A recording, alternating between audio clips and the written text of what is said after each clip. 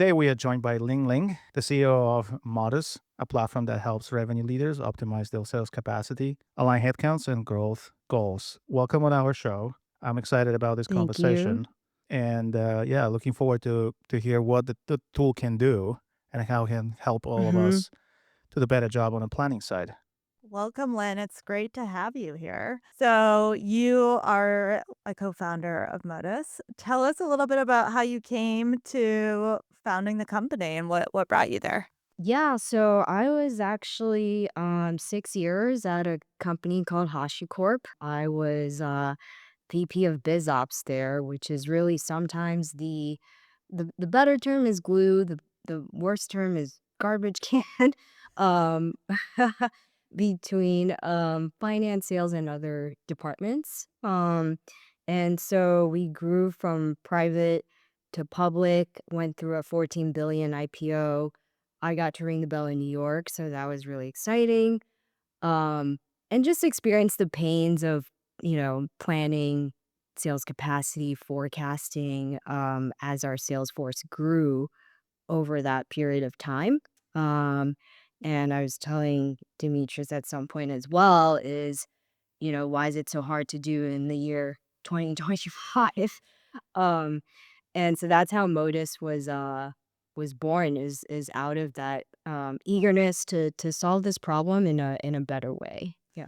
That makes a ton of sense. I've never heard the garbage can analogy. I think it's one of those roles that you don't realize how much they do until it's not going well or you don't have it anymore and you're like, "Oh shit, this is something that we really need to operate." So, that makes sense. So, in one sentence, how does Modus describe its mission to CFOs, CROs, and sales leaders today? Yeah, we say we help you detect, inspect, and correct your Salesforce issues before you even ask. I love it. I can't wait to see the product and how you do that. And so as you've been out selling, there are a lot of different potential buyers that want to go and solve their Salesforce issues. Who is the core buyer? Is it on the CRO side, on the RevOps side, finance teams? What are you typically seeing? We're actually typically seeing finance as the initial champion, and then the RevOps team gets brought on as a secondary champion. Yeah, it's mainly because we've heard from finance teams, when the forecast doesn't meet the call, that's the person that's responsible ends up being finance, Yep. no matter how the sausage is made. Yeah. So they're coming because they're like, "We need these 2 things to meet, and match to each Exactly. other," and then Mhm. slowly but surely, the RevOps team obviously needs to implement it, but potentially Mhm. other problems can be solved as well. Exactly, Right, exactly. I love Yeah. it. Well, Mhm, let's dig in mhm. and see. Let's do the demo. Can't wait. So this is our initial dashboard, essentially because a lot of folks that come in here, they wanna know what's going on with their capacity. So this is the main overview where we're showing, hey, if you're Sarah, who's VP of sales in North America East, you go into your territory and you could see what's gone on within the quarter and how your capacity has went up or down, depending on attrition, leave of absence, all of those things. So it gives you a good overview of, hey, I might have started my capacity at 11. I might have had 5 million of attrition. I try to backfill zero point 0.9 and I have this unrecovered gap of 4.1 and I'm left at 7. Um, we actually enable you to see it by dollars, but also by number of headcount and by both. And the whole thing is exportable. So this is really step one of, hey, understanding the capacity in real time versus having to pull from Salesforce, from Workday, combining all the different pieces of the puzzle together, and to see what the gap is. And do you Now integrate mhm. with both Salesforce and, like, Workday, for example, to just auto pull those in? Exactly, yeah. So that's the first step is we connect to Salesforce, we connect to Workday, and we're usually pulling in a one-time upload of that 30 tab Excel everybody has with all the ramp times, the quotas, how their territories are set up, and all that Okay, stuff. Yeah. cool. How do I read this? So walk me through the kind of the typical problem that your Mhm. customers are facing and how you answer this and how you help them to solve the problem. Yeah, fundamentally, it's understanding, where is my capacity right now and what is my gap to target. Um, so if I'm Sarah, head of VP of North America East, I might have started my quarter at 11 million. Um, and then I might have lost 5 million to attrition. And that might have been five reps that were lost to attrition. And then I try to backfill zero point 0.9, which leaves me at 7. So that's telling me my current capacity is at 7, um, but my target might be 10, and so I'm 3 million behind. So it just gives the leader a real-time view of where they are in their capacity as they're going through the quarter and being able to take action on it. This is purely the dashboard. The hiring plan, we will show how you can log attrition, look at um, to be hires, and try to recover that capacity gap. So you're not only having a readout in a kind of descriptive way where you say, okay, if this, then that, you also tell them, hey, here's a mitigation plan tool that will help you to, come back on track. So can we see this? Can you walk us through like how really that would work? This is the reporting layer, and then if you go into hiring plan, here it's then telling you, hey, you've got that 5 million capacity loss. You try to recover zero point 0.9, you still have this unrecovered gap, right?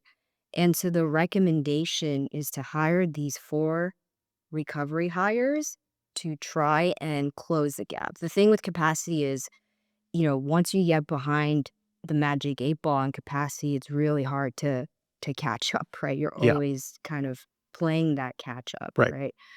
Um, and so here the system is recommending, hey, you should hire these 4 roles now, start hiring now, and something you could pull up with your recruits, with your other leaders, with finance, and be able to see the ramp time, um, and capacity adds throughout the months, and see how your net capacity gap is potentially closing over time or attempting to close that capacity gap over time. Sure. Yeah. So I tell you this, I'm often in these conversations with my clients, especially with the CFOs, and you know, they they sometimes don't recognize the fact that, okay, I was causing a problem because I put those hiring freezes in place. But as I'm going through the recovery plan, like you outlined here, they often come back to me and say, "But you know what? I would like you to also increase the productivity within the remaining months for the year." How would you recommend the RevOps and finance potentially work together on this? Because I see this is a kind of burning topic right now. Like this is almost everywhere where I go. Yeah, so the right now in the system we have capacity plan and then we have performance as a separate module. So the idea with performance is exactly as you said, Demetrius, is like who's um potentially underperforming, or who's at an attrition risk, and then being able to add those folks directly into your capacity plan, so you could get more of a forward head start when those roles leave, right? Because when 5 reps leave, you're basically taking 5 million of quota out the door, and then you have months of lag, right? So on the performance side, because we integrate with Salesforce, we do bring in all of the success measures that you indicate of what makes a successful rep. Um, and we give you an overview of, hey, who's leading, who's lagging, so that you can then add it add those folks into your hiring plan and be able to recover the capacity that might be lost over time. And putting this in the purely Machiavellian terms, right? You're looking at people that they're not performing. Why don't I really extend my new hire search and bring more candidates to replace them earlier instead of waiting until that's like unbearable? Exactly, 100%. Like, Yeah. why would you wait for them to leave and take the quote out the door? Yeah. You should start hiring now, right? Okay, so that's super Yeah. helpful because I Mhm. think it helps to put all these ideas in a quantify way, right? Which we know it's always a problem, right? Is I have idea, yeah, how you gonna calculate this, and then you're ending up in the endless spreadsheets and the versions. I love that part. It's my spreadsheet versus your spreadsheet. Love it. It's Right. just theme of my life. So having something that will just bring everybody, all the parties together in one place to look at the same analysis, the same assumptions, and the calculations, that's super helpful. How are you connecting this with the HR? So performance is one thing, but it is also the part that we know, okay, my recs are not approved. My recs are not out there. When you gonna get this, on our website, how many candidates I have. Is there any connection here? Yeah, so we do connect with Workday, and what you can do here and other HRIS platforms as well is any leader can go in and be able to see their roster of active and to be hires. So for the to be hires, you'll be able to see how that person, like Marcus here, is ramping 25% November, 50% December onwards, and he's going to get to full capacity in February, right? So it's integrated with what's in Workday and what's your active sales reps within Salesforce as well.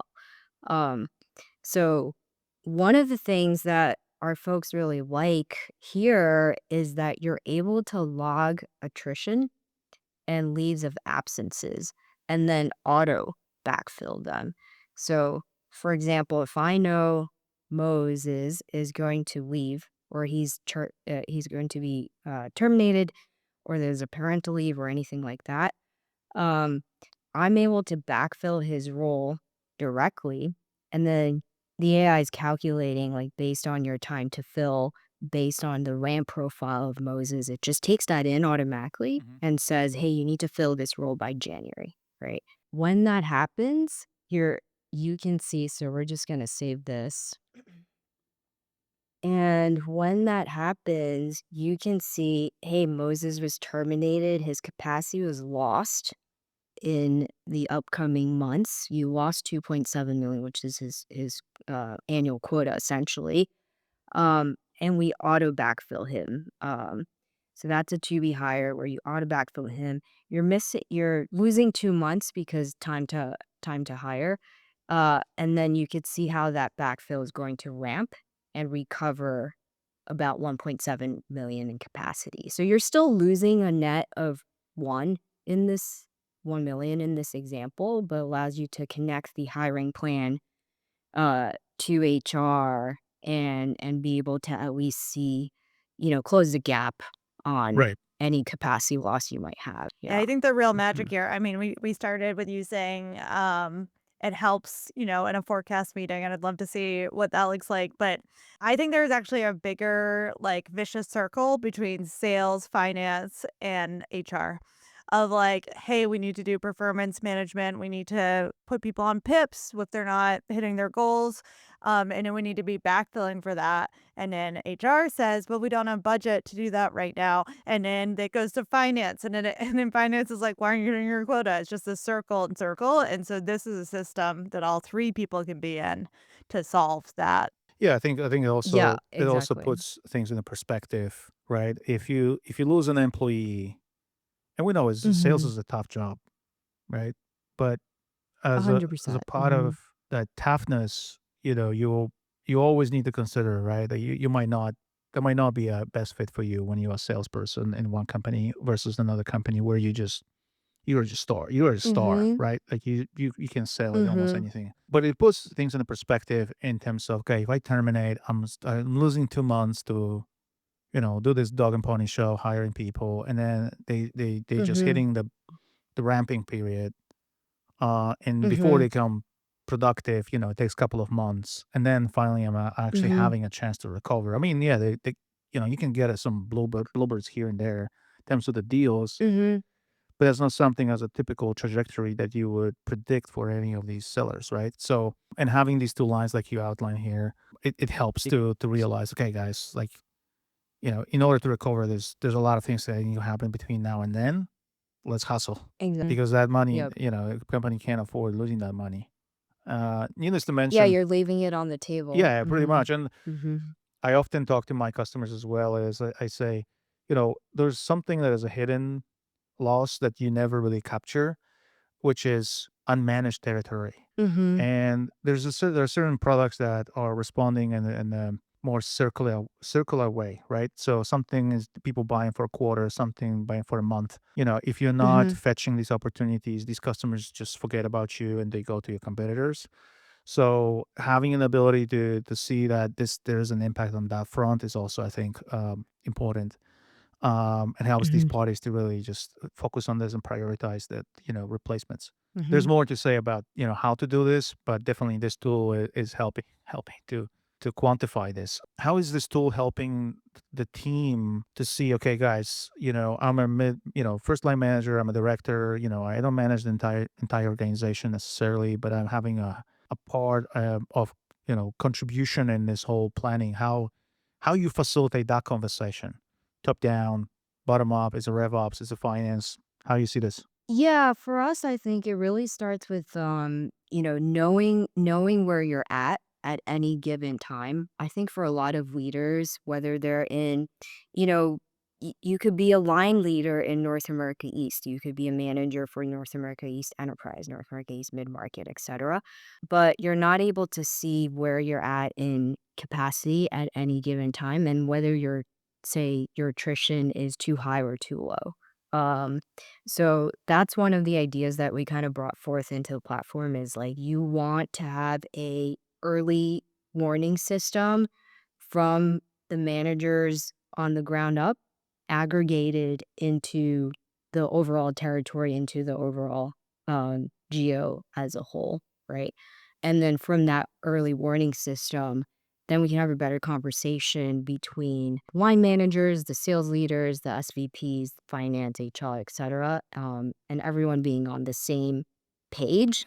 I think a lot of times you walk into a room and you have four different spreadsheets with four different sets of assumptions on whether it's capacity to be hires, whatnot. And so it's really hard to understand what actually is going on and then what actions you should take. So one of the things we really want to start with is where are you exactly? And being able to pull this up and discuss it and agree on it uh, between all of those parties initially. Yeah. Yeah, I mean, discussion about assumptions never happened to me. You know, that's part of the game. I always every single time when I enter these conversations, I'm like, okay, just you know, give me whatever you have, right? And I'm coming back with my own. Mhm. That's pretty much what I do. Mhm. And Mhm. having a tool that would Mhm. facilitate, definitely that would help me. Even though Excel is it's pretty useful, and but the difficulty with these tools, like Google Sheets and Excel, is that everyone create them. Everyone can do this. When you put Mhm. it in a system, I think it's a system of record essentially for that exercise, and that's much harder to Mhm. do because you just don't give people access. Right. And then you manage the versions. So there's an advantage in that sense. I'd love to see you talked we started by talking about forecasting. So how does Modus go into Salesforce and help solve issues that might be happening there? On the initial connect, we do have a systems conflict section. And that's just the foundation of, what goes into Modus is if you have garbage in, you're going to get garbage out. Um, so part of the initial onboarding is we do fix some of these. You might have different managers within Salesforce and Workday. You might have some missing territories not attached to sales rep profiles. So fixing those data mismatches and systems conflicts helps with getting to forecast accuracy, um, and helps align everybody as well with the same assumptions that we're seeing on the dashboard and capacity. Yeah. Okay, cool. And then it's Mhm. regularly checking those system conflicts to ensure. Yeah, it's a daily run, Okay. essentially. Yeah, we really believe in human in the loop, so this is not something we want AI to auto fix for you, honestly. So let's talk about ingestion and the data. So you mentioned the CRM, the HR um, systems, finance. Do you see anything else that this ecosystem could improve the magic and the kind of the secret sauce that the application is providing? Right now we're connected to Salesforce Workday, your baseline Excel sheet. We eventually want to connect to NetSuite, which is essentially your ERP. Um, because where this is going to go as well is anytime you add a GB hire, there's sales compensation, there's sales commission, there's that kind of stuff, right? Um, and there's often a gap between when the sales rep closes the deal and when they get paid for that deal or when that license actually starts, right? So we start getting into when the revenue gets recognized and when the sales rep gets paid and being able to create dashboards with the ERP NetSuite integration to see that for every single rep. That's one of them. The second is we do have a territory planner, a territory management module. It's very basic right now, but it's a bit like drawing when you're gerrymandering, you're drawing political lines Yep. across counties, and so No, we're sometimes I getting think of it political. that There way. you go. Yeah. Hot topic with Um, this recent election. Yeah, I mean that wasn't on the agenda, but let's see. Oh, okay, we want to that talk about wasn't, this. you gotta cut that out. Um, Well, we're not cutting this out. uh, That's for sure. Yeah. being able to or working on connectors to external benchmarks like US Census data, population data, all of those things, because imagine to take a basic example, DoorDash, right? What territory should I expand into? Um, and then being able to see how your territories are planning, how your territories are doing, your current territories, and seeing the over under on where you expected them to be. Uh, we also get a common question of when should I carve out my territories, right? And so that's the evolution of the two additional integrations we're adding, which is ERPs and external benchmarks. Yeah. I think that's super helpful. I'm not sure how you're gonna solve the ERP integration because that's always a tricky thing within an organization in terms of the data, etc. Um, but I think it's almost necessity. I feel like revenue operations and finance they should work even more in sync. For the same reason, I think these rules should be adjusted. How the data is flowing, what type of data. There's so much push on the productivity across the organization that the finance can't just withhold this and creating like kind of this, very protected box of information. Frankly, I don't think anyone would do a lot with that information, looking at the rep level impact from the revenue perspective, right? Like, you would need to be extremely smart person to corroborate data and predict, how the stock will shape for the company.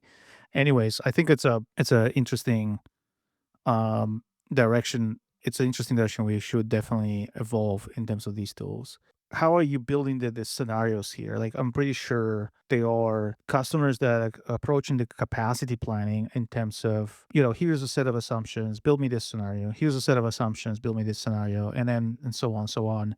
How you approach this? Yeah, so right now it really depends on how things are set up within um the company. So the approach we take is we take your historical ramp times, for example. And then we combine it with benchmarks. And then we combine it with what you're doing in the system, right? Like we just added that to be higher. Maybe you're accelerating that ramp there. Yeah. Um, and then from there, that's where we're applying these sort of uh, AI recommended insights and scenarios that you can then tinker around with depending on the assumptions you're making, right? So it might be that, hey, based on your ramp structure and based on your historical performance over the past 6 months, your ramp time for North America East is too slow, right? You might want to pull that a little more aggressive because your reps are actually outperforming Yeah. your expected ramp. Those are the pieces where we want to make sure that every single dollar you could potentially make, you're making, right? And you're alerted of what you could do to grab that revenue. Yeah, I'm wondering how many people realize that they were too lenient on in terms of the ramping for the sellers, Right. thinking, "Oh, yeah, it's maybe too difficult to embrace that product and sales motion," Mhm. whereas everybody else on the market maybe is solving already for that and is just ramping reps in a half time. Mhm. I Mhm. mean, there are Mhm. industries that, emerging and it's gonna be always challenging, probably even from Mhm. the benchmark as well, because Mhm. sometimes it's not like a one-to-one relation, right? You gotta just take a adjacent bigger sample and sometimes relate to. But definitely, it makes you think there are some people that are doing this much better than me. So that's great. I think the quotas and the coverage is another piece that I was wondering about. Right, it's one thing to create this very arithmetic based model.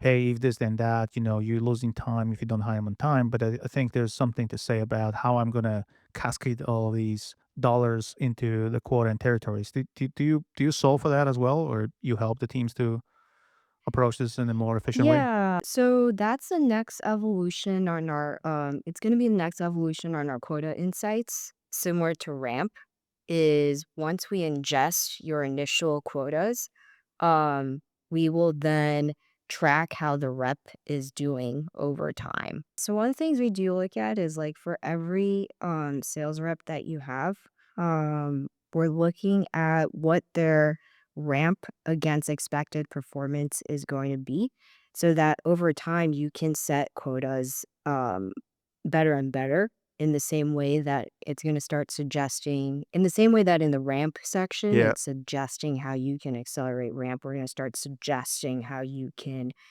set quotas over time, but that requires the historical performance and being able to track that over a period of time first. Otherwise it's just going to be statistically inaccurate. Inaccurate. Yeah. Yeah. I Hmm, think this is one of exactly. the biggest problems for finance and sales teams. I'm wondering if you were thinking about either building or partnering with some of the sales compensation tools on the market Mhm. to tie all of those pieces together.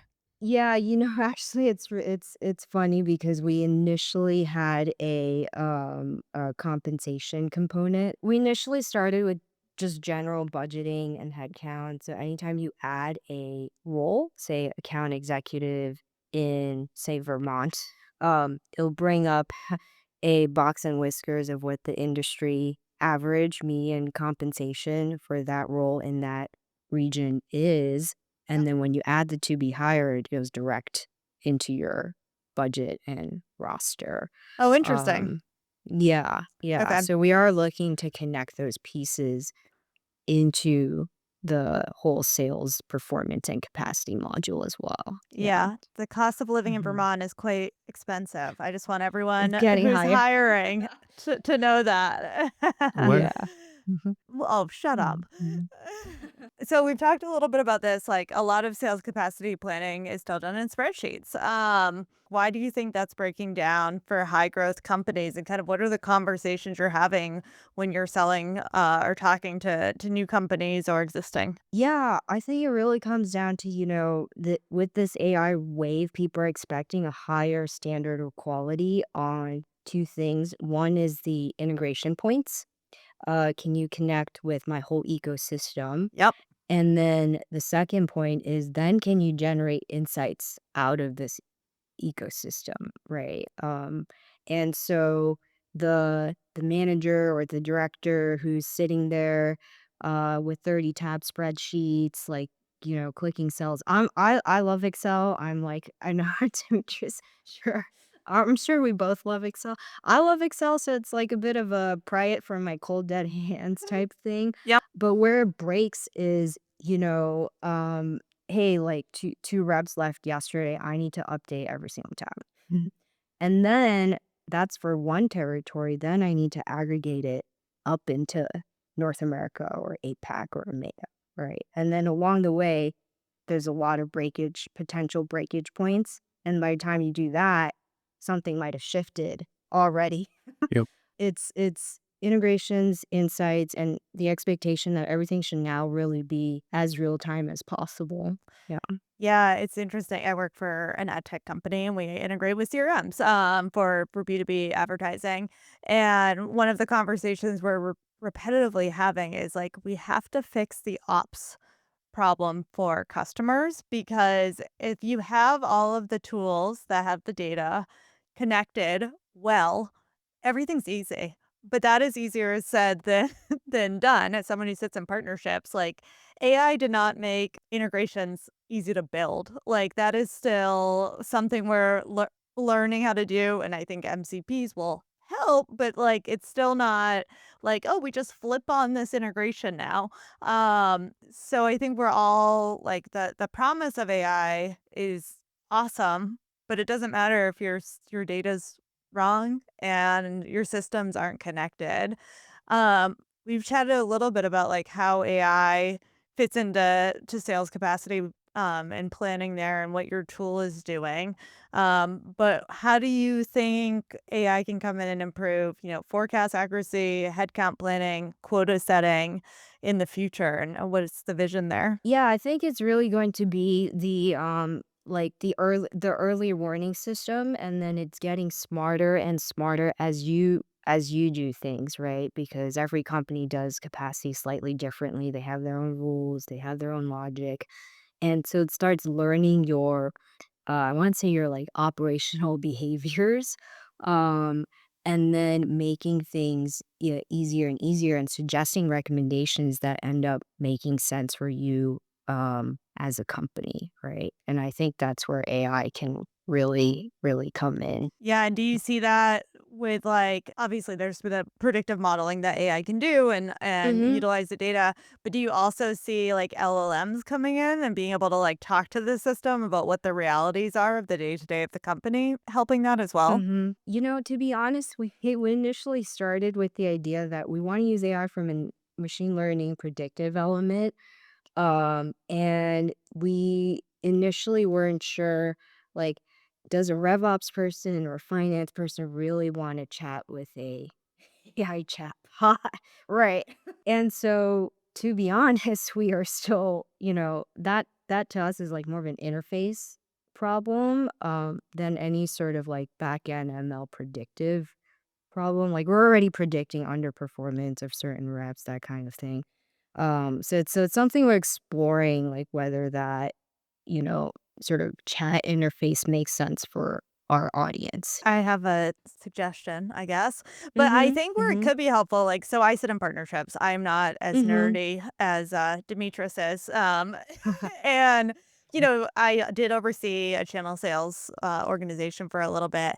And a lot of times my question is like, why is this the quota? Like, why, tell me why this is the quota. And I'm wondering if there's actually a world in which, like, okay, so the system has done all this planning based on data inputs, potentially it's like the LLM can create the why. Like, hey, sales leaders, this is a quota because we reviewed this historical data and we saw these results from these top performers. And so we think you can go and achieve this now. Also, maybe there's some other inputs of like a new product coming out that's been put in the background. So I could see it being like an explainer because every time I delivered quotas to the sales reps, they're like, Yeah. why?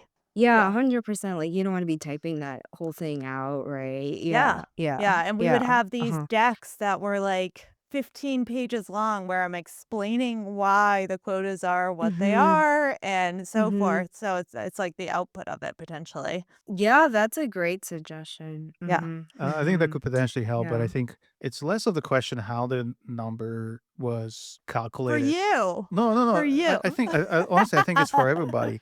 So Yeah. here's my spiel on this because I was wondering about this same problem. There are two sides of the same coin. There's a one question, why? That's what you were referring to, right? Why did you calculate? How did you calculate this? I almost that I think it's almost irrelevant. What is relevant is the second part, second question, which is how. How I'm going to hit that number, Mhm. because these two things are not the Mhm. same. The Mhm. question, the first question is what the company wants to perform like, and the second one is how the rep will perform, which is not the same. Again, if I calculate the quota, I'm making the assumption that 80% of my sales force will be somewhere in a certain zone of attainment for the year, right? And I'm splitting this even further, right? Like there's a 20% of people that have as individuals with high performers. They're going to go beyond 100%. I'm going to have a part of their workforce that will just do a certain zone and so on and so on. That's how I calculate the number. I don't think anyone in the organization wants to share that with the seller. But where I think AI could do very well is how what you should be doing in order to hit that number. Well, Demetrius is saying he trusts your number, please. Well, no, I have to trust his number. That's why. That's that that's So the trick. That's the trick. yeah. That's how you do it. You Listen, give them a number and tell them nothing. I had to Yeah. work in an organization with him. No, I like jokes aside, I think if you explain the how, Yeah. the why doesn't really matter. And so I get that perspective of like if you give reps a roadmap and you could even like think about that as like, listen, you've done this before. Here's how you went and did it. Like I have the Salesforce data. Go replicate that again. You closed a deal that was 100K, a 50K deal, and five that were 20K, and you hit this number. That's your roadmap, and or it could look like this, or it could look like this, and go and achieve it. So there's some cool stuff that could be done with this. I'm excited to see it continue to develop. And with the, kind of historical snapshotting we're doing, it'd be I'm sure reps will love, "Here's how you've performed over time, and here's, like, a predictive line. This is why we set the quota this way because we really think you could hit that number." Yeah. Yeah, yeah, Mhm. and then you don't all reps think that their historical performance is quite good, but it also puts it into, like, "Hey, you had a tough quarter this quarter, we don't wanna see that happen again." So, go ahead, Mhm. Demetrius. Yeah, I have Mhm. actually for you both a question about AI because I see more and more tools are leveraging AI to help to do some magic computation. They're focusing on the semantic element of the description and all of this, but I rarely see tools in any space, with maybe a few exceptions, that is actually teaching AI. So I think that these numbers and answers, performance should actually teach the AI how to be more accurate, right? So you going through the cycles, that was wrong, that was wrong. The predictive analytics was wrong. Whatever you were giving me was wrong, and then eventually you're creating something that is really powerful, right? It has so many layers and inputs and can distinguish between them and actually categorize them and say, okay, this is more important than this. It's just a very nuanced teaching layer of the AI. I think AI is pretty good, but you adding that extra 10, 15, 20% on top that is making this, damn, that's really good. Well, that's what predictive AI is good at, right? The predictive AI gets better and better over time, and the goal of, like, generative AI is it will do the same, but you basically need to. Yeah, right now there's still such a how you prompt the AI makes it better. What you're saying is like the AI should be more predictive. The generative AI should be more predictive. Is that what you're getting at? Yeah, I mean, in the end, Well, go that's what. talk to OpenAI. No, no, no, no. That's exactly what I'm saying. It's not an open AI only. I think a lot of these companies Mm-hmm. operate in a very, very specific space. Mm-hmm. Expecting that something that is it's called generative AI for a reason. And I think the tools should actually be teaching like that layer that is just making their tool look much better, leveraging the generative AI. Yeah. I mean, that's where, like, I think what you're doing with, like, census data is kinda cool, right? Yeah. That can make it better.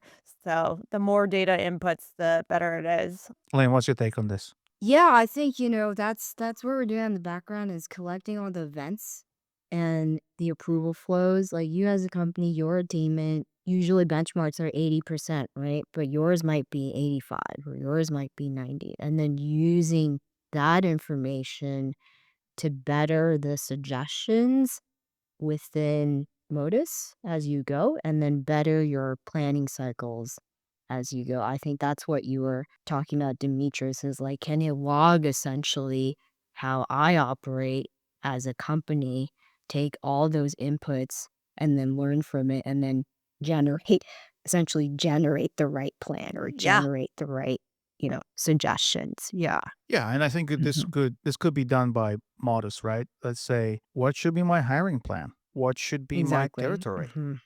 How I slice it? Exactly. Yep. Exactly. And That's, yep. Hmm. what should be, ramping based on the role and experience and maybe even job code, right? I mean, there's so many dimensions that sometimes you need to make an assumption, and probably intuitively you can do a lot of that, but it's the time consuming. Why I can't have it at this pre-filled and I just inspect, Yeah, at your fingertips. Mhm, right? I'm just mhm. inspecting and Exactly. overwriting if I see, that's off. That's the 10% Yeah. hallucination, right? That is coming in. So Right, I'm right. solving for 10%, not Exactly. 90%. Yeah. Mhm. Yep, and that's why we kinda go with this idea of, like, you wanna be able to quickly detect and spec correct. Yeah. Is that how you Mhm. see the next 12, 18 months, the AI to operate and Yep. augment the models? Mhm. That's the priority over the next 12, 18 months. Because also, as you know, like the finance audience, the RevOps audience, the ops audience in general, they expect a high level of accuracy, right? So the maybe like the 10, 20% time that AI hallucinates can't happen in a numeric world that is very dependent on accurate forecasts, right? And accurate actions to be taken. Yeah. Do you think this is because you mentioned finance, right? And I think everyone is leaning towards finance because it for us as a humans, I think it's very easy to think about finance in terms of very deterministic terms in general, right? Because it's a math, but at a certain level of abstraction, that's not exactly the same thing, right? It's not. There's a lot of questions that you can't answer, right? I mean, you got to be a pretty sophisticated, you know, math person to get there. But there's a layer where you don't know what you don't know, and there's no data, and that's where AI might struggle. And finance will definitely might be in the bucket of other industries that is not able to predict. But do you think there's this tendency to go to after finance because they feel like there's a lot of numbers and there's a lot of results, so that's why AI can really pick it up easier? Yeah, I think, that's a very interesting question. And it kind of goes into like why we started with sales in particular. Because sales is very it's more ones and zeros, right? Then It's like product, for quotas, it's ramp times. example. But then product, exactly. Yeah, yeah. So we have definitely gotten certain big enterprise companies being like, can you do this for product engineering, which is essentially, map resource to revenue, right? But product engineering is a bit of like it's an art and science, right? Do you connect into Jira and you look at product development cycles, like what is success in that world, and then how do you resource product pods, like what makes sense for that company? Um, so, yes, that is why I think a lot of these new AI next gen AI tools are aiming more towards the numeric uh, teams Yep. because it's the best kind of accurate starting point. God, Yeah. if you could go and Mhm. solve this for product and engineering, that because I'm right now I'm hiring for a technical partner manager, and Mhm. it's kind of a product focused role, and I keep getting asked what are the KPIs, and I'm like, well, Mhm. you are so reliant on so many other teams doing their job well that Mhm. it's hard for me to give you a KPI, but I guess we're going to have a roadmap, and hopefully you get 75% of those things on the partnership roadmap accomplished, and then that will be a Mhm. success for you. And I'm like, I Mhm. would love to measure this more. I get jealous of sales teams sometimes. But I think there is like something there eventually. Same with marketing. It's just a lot more inputs. And I don't think AI is even there yet to start to decipher all the inputs. Not there yet. Yeah, Yeah. I think even before product engineering, like customer success Yep. is it makes sense as a next extension, because we often get the question like how many CS reps should I assign per account or how much, renewal revenue should they hold? Those types of questions as well. Yeah, Yeah. and an Mhm. integration with, like, a gain site or something that actually Mhm. is Mhm. tracking how reps are how customer success is performing, but then also, like, how big should their book be, and when do we see success in the Yep. book, and all those types of questions. Well, that's Mhm. exciting. Mhm. That's Yeah, another yeah. that's a more Exactly. realistic problem to solve. Yeah. So, Lena, I'm curious to Mhm. what you think about the functions operating in the 2, 3 years from now, right? So let's say that AI is progressing, it's definitely bringing a lot of new features, more predictive analytics, call whatever the benefit it is, right? And making this deterministic part of organizational performance predictive. But do you see that certain functions will start transforming as well within the organization? They're going to get closer. They may be going to get merged. Maybe some of them won't exist. Yeah, we think about this a lot. We like this like better together story because it just removes the amount of like I think, Liz, you were mentioning like this endless cycle going around, and nobody wants to do that in this modern age. We do think there's this evolution of like finance plus ops, and we are starting to see some roles that are, VP finance and ops, right?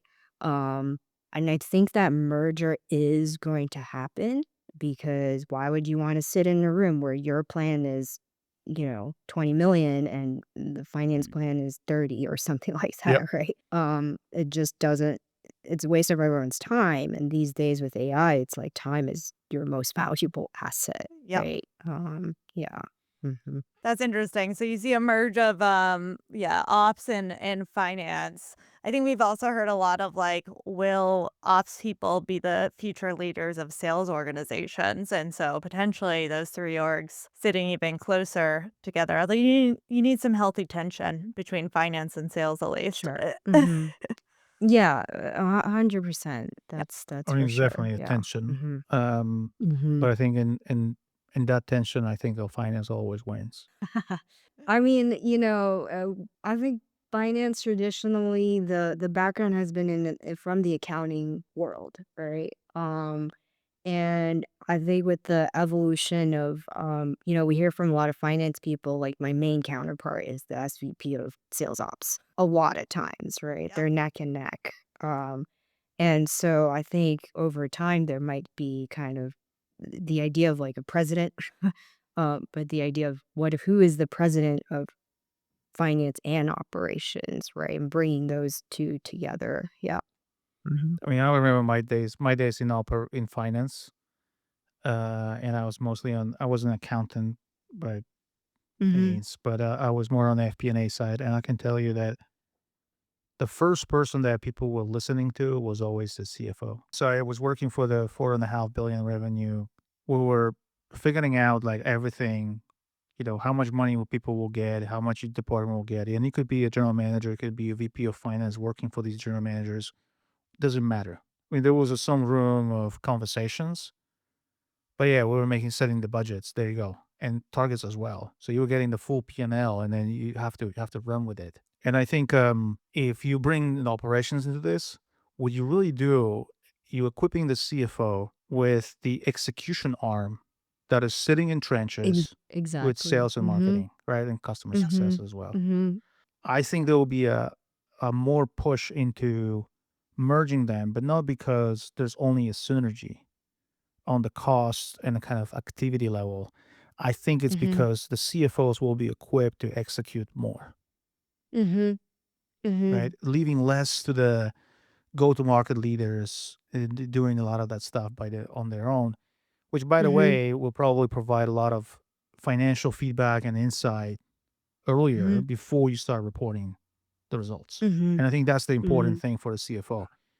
You can see all these input metrics before becoming output metrics. If you see the Mm-hmm. process and you see that something is not tracking properly, you can react. If you don't, you're going to end up with a number that you're cooked with and you can't do anything about. Mhm. Simple as that. Exactly. Mhm. Yeah, exactly. I love that idea of execution arm because a lot of times we see, you know, companies hiring finance business partners and then they sit next to the sales ops managers and they're kind of, ultimately kind of doing similar things, Yep. Um and it becomes like the CFO's kind of tentacles to kind of help with the forecast or like bring color or context Yep. to the numbers, right? Yeah. Yeah, Hmm. ultimately Hmm. they have a different agenda. They're driven by the different agenda, and I think that's where the conflict is brewing. Hmm. Hmm. And there's also waste of resources, in my opinion. Right. Sure. Hmm. Duplication. Yeah, Yeah. pretty much. So what often happens is that probably the scenario that Lynn is just describing is the person under finance is driving the planning, is driving some capacity planning or overall planning in general, and then the budgeting, and then there's somebody who is just doing the deal desk review, and somebody who does maybe Hmm. quota setting. That's kind of where this is going. But in the end, all of that could be done by one person. I mean, Yes. Hmm. Who has that's insights my into take. both. That's yeah, I think that's where we're going as and tech in general is like Yeah, we have to Hmm. be better at exactly. yeah, Hmm. consolidating roles. Part So of it, part of yeah, it you can, part of it yeah, you can. Hmm. I see there's a lot of synergy between the finance and operations. I always was in that position, even before the AI, because I see that these two teams actually have the same interest. They should have the same interest. yeah, Hmm. absolutely. Hmm. Switching a Exactly. little Hmm. bit to the kudos to the industry. What are two other companies in sales planning or RevOps that you're really excited about right now? Yeah, I think one of them is Revo. I think they just came out of stealth this past week. They're doing something very, very interesting and very, very ambitious, which is trying to piece together the end-to-end RevOps operating system. So you're talking like, what if we combine Clary Gong, all the slew of 20 tools, Yep. end to end, all the way to deal desk. Um, so I think they'll be really interesting to see how they do. It's also from a go-to-market motion, kinda turns things on its head, right? Because usually you're like, sell to this one department for their use case. This is sort of like, s you know, the entire operating system for everybody in a way. And then the second one is Sherpa. So Sherpa, they're kind of in stealth right now, but, they're real-time coaching for sales reps. So we talked about, how do you make sales reps more productive, right? So as they're researching accounts on a call, there's live coaching popping up on the screen. The founder Skylar is telling us it's kind of like, I don't know if you guys watch sports, but the quarterbacks, play calling wristband that flips up. Hmm. Yep. Hmm. Um, so sales reps get that directly, essentially on their wrist in a way. And so it synthesizes everything like pre-call, post-call, follow-up calls, all of that stuff as well. Yeah. Really cool. Hmm. Question on Revo. Are they trying to Hmm. integrate all those platforms or See, replace all those platforms? that is why I'm not saying that because it's um it's very ambitious. Yeah. And if you look on their website, it's super end to end. So there's tons of integration points, I believe initially. Um And then I think it sits on top. And then last but not least, what are your top 3 tips that you wanna share with us? Yeah, I think, forward visibility is everything. So in regards to capacity plans, you can be monitor your attrition because that's the biggest kind of driver. Connect all your systems so you can see all the insights. And then the third thing I'd say is measure once, cut twice on sales performance. It's a bit harsh, but I think it's very much needed. So you're not leaving the money on the table when sales reps, do end up attriting and you knew they were underperforming 6 months ago. Yeah. Yeah, I Hmm. like that. Hmm. I like, Hmm. some cutthroat performance management every once in a while, so Yeah. Yeah.